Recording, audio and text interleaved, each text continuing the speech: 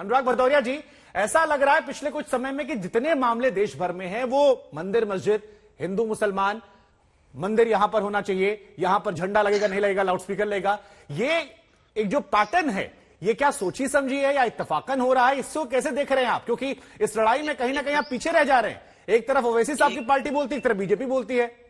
एकदम आपने बिल्कुल सही कहा। जो मैं कहना चाह रहा था वो आपने कह दिया और हिंदुस्तान ने सुन लिया कि कुछ दिनों से भारतीय जनता पार्टी के पास मुद्दे नहीं बचे। लाउड स्पीकर से छूटते हैं तो बुलडोजर से छूटते हैं तो ये धर्म की राजनीति, मंदिर मस्जिद, अजान, आरती, इसी में पूरे देश को उलझा रखा है। अभी मैं ईद मिलने किसी के यहाँ गया, उसके बाद एक पड़ोसी थे उनके यहाँ चला गया, तो उनके यहाँ मैं बैठा था, कह रहे थे कि मेरे 3 बच्चे, तीनों बच्चे बेरोजगार हैं, 2 वक्त की रोटी हमें नसीब नहीं हो रही है, हम लोग बहुत परेशान हैं। और जैसे ही मैं उठ के आता हूँ, टीवी खोलता हूँ, मैं आप यकीन मानिए सुबह 10 बजे मैंने एक बार टीवी खोला था, शाम को आके देखा तो पूरे दिन यही चल रहा है, मंदिर मस्जिद, मंदिर मस्जिद, मंदिर मस्जिद। मैं पूछना चाहता हूँ इस देश के अंदर में विकास की भी बात कभी? अनुराग जी, आप आज तक थोड़ा कम देखते हैं, इसका मतलब लगता है। नहीं, आज तक पे भी मैंने देखा, आज तक पे भी मैं 2 बजे से लेके अभी तक यही चल रहा है। अभी पिछले कार्यक्रम में हमने चर्चा की थी कैसे ट्रांसपोर्ट का भाड़ा बढ़ा दिया गया था। सुन तो लीजिए, मैं किसी की बुराई नहीं करना चाहता, मैं किसी की कोई बुराई नहीं कर रहा हूँ प्रभु, मैं आपका भी चैनल देखता हूँ, इसीलिए मैं आपसे कह रहा हूँ कि देश के अंदर में ऐसा लगता है जैसे लगता है जो एलपीजी के दाम बढ़े, घरेलू सिलेंडर के दाम बढ़ गए हैं, 3 साल के अंदर में 40% बढ़े हैं। 1000 के करीब हो गया, सोचो आप। अब 1000 का सिलेंडर हो गया, कैसे लोग खरीदेंगे, खाना बनाएंगे? नौकरी है नहीं, बच्चों की फीस भरने के पास उनके लिए पैसे नहीं है क्योंकि रोजगार नहीं है। महंगाई का आलम यह है कि मैं आपको बार बार दिखाता हूँ, आपको भी दिखा दे रहा हूँ, ये नींबू है 20 रुपए का है। 20 रुपए का नींबू, इतनी गर्मी में आदमी शिकंजी बना के नहीं पी सकता, गरीब आदमी। देखिए, आप जो बात कह रहे हैं आपकी बात का पूरा सम्मान, लेकिन एक सवाल फिर मेरे मन में आता है, काउंटर क्वेश्चन उसमें भी आ रहा हूँ। एक सवाल मुझे पूछ लेने दीजिए, एक काउंटर क्वेश्चन आ रहा है, जवाब दूंगा। जी, सवाल ये आ रहा है कि क्या ये बात आप समझा नहीं पाए जनता को, क्योंकि आप खुद भी चुनाव लड़ रहे थे और बीजेपी क्या इन्हीं बातों को लेकर आई थी वही एग्जीक्यूट कर रही है? जी, आ रहा हूं, उसमें भी आ रहा हूं, आपको पूरा समझा दूंगा। ये 20 रुपए का एक नींबू है।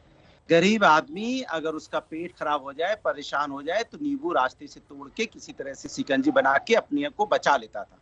आज उसको हैजा हो जाएगा तो बचाने के पास उस पर नींबू खरीदने तक का पैसा नहीं है, क्योंकि 250-300 रुपए किलो नींबू हो गया।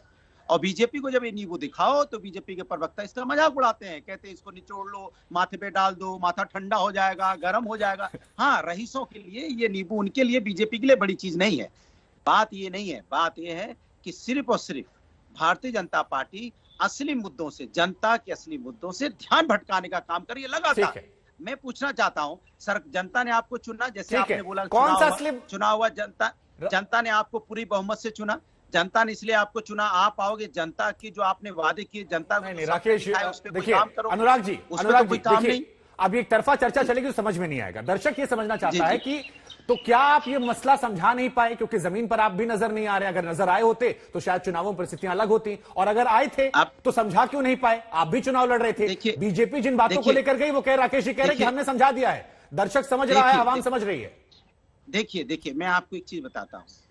कुछ एक तरह का आपने देखा है, कुछ लोग होते हैं जो झूठ को बड़ी अच्छी तरह से परोसते हैं, और आप जानते हो कि झूठ के पैर बहुत दिन तक होते नहीं है।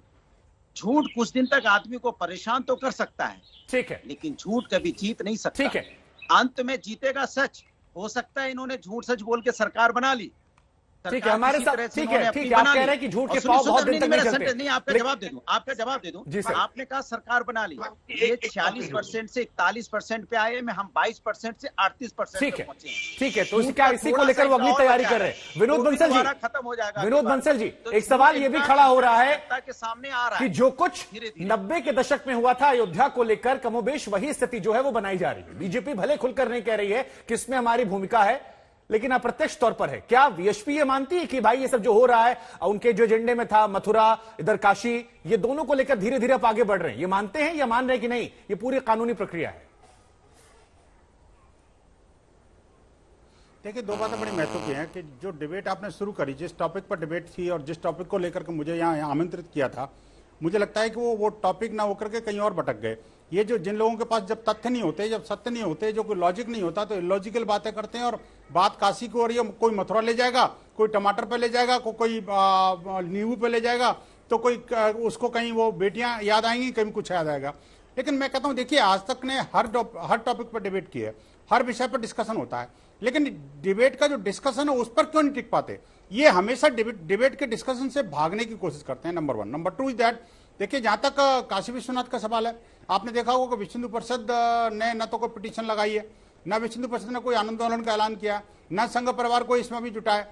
इसके बावजूद भी इनको एक ही चीज नजर आती है कि बीजेपी, बीएचपी और आरएसएस ये और वो, और ये काशी के साथ में अपना राम जन्मभूमि को जोड़ दो, इसको जोड़ दो, उसको जोड़ दो। अरे भाई, बात साफ साफ है, बड़ी सपाट है, और आज तक के सुधी दर्शक अच्छी तरह से जानते हैं इस बात को कि देखिए जो कोर्ट का निर्णय है कि कोर्ट ये जानना चाहता है कि वास्तविकता क्या है। आखिरकार वो जो श्रृंगार गौरी का मंदिर है, उस मंदिर के आसपास क्या चीज हिडन है, आखिरकार उसकी वीडियोग्राफी, उसकी फोटोग्राफी और उसका सर्वे करने में किसी को तकलीफ क्यों हो सकती है? तकलीफ तो उसी को होगी ना जी, जिसकी जो चोर की दाढ़ी में तिनका, जिसे मैं कहता हूं। आप देखिए, अगर मैं साफ हूं, पाक हूं, तो मुझे दिक्कत क्या? आओ ना मेरे घर में, वीडियो कर लो, फोटो खींच लो, और कुछ ले जाना ले जाओ, मैं तो स्वागत करूंगा आपको। लेकिन ये तो मतलब नहीं कि नहीं जी ये तो मुसलमान है इसलिए मस्जिद के अंदर नहीं घुस सकता। अरे भाई, कोर्ट के अपॉइंटेड कमिश्नर को भी आप हिंदू मुसलमान के चश्मे से देखते हो, फिर दूसरी तरफ कहते हो कि हम तो संविधान में विश्वास करते हैं। तीसरी बात ये बताइए कि कोर्ट के द्वारा अपॉइंटेड कमिश्नर के बारे में ये कहना कि भाई कोर्ट ने हमारी बात नहीं सुनी थी इसलिए हम कोर्ट को घुसने नहीं देंगे। अरे भाई, तुम क्या पाकिस्तान में रहते हो, सीरिया में हो, बांग्लादेश में हो, अफगानिस्तान में हो, भारत में हो, भारत में रहोगे तो भारत के कानून को पालन करना पड़ेगा। तीसरी बात, चौथी बात ये कि आप देखिए, इस मामले को हमेशा हिंदू मुसलमान से जोड़कर देखा जाता है या फिर भाजपा और नॉन भाजपा के देखा जाता है। इसमें भाजपा पिक्चर में कहा है, वीएचपी पिक्चर में कहा है, आरएसएस पिक्चर में कहा है। कोर्ट का निर्णय है कि भैया जाओ, 5 लोग, 2 लोग जाकर के सर्वे करके आ जाओ, और जो कुछ हो मुझे बता दो। अब इसमें आपको तकलीफ है, तकलीफ देखिए उसी को हो सकती है। अगले मेहमान पर जाऊं उससे पहले एक सवाल मेरा आपके पास, मुझे लग रहा है कि मस्जिद के अंदर कुछ न कुछ छुपा के रखा हुआ है इन्होंने। ठीक है,